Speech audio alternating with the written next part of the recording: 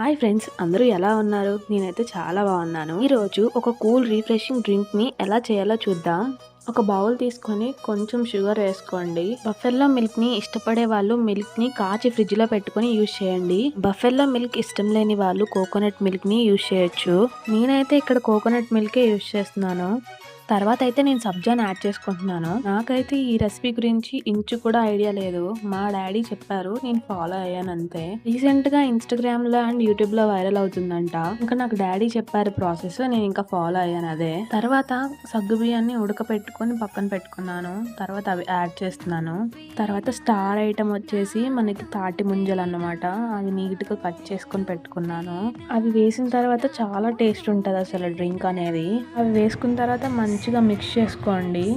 ఆ ఫ్లేవర్ అంతా దాంట్లో దిగుతుంది. చూడ్డానికి ఏవో జెల్లీ పీసెస్ వేసినట్టుంది కదా, బట్ ఈ డ్రింక్ మాత్రం సూపర్ ఉంటుంది. ట్రస్ట్ మీ, ఖచ్చితంగా ఒకసారి ట్రై చేయండి. ఫస్ట్ టైం ట్రై చేసినప్పుడు ఎలా ఉంటుందో అని భయపడ్డాను, బట్ చాలా బాగుంది.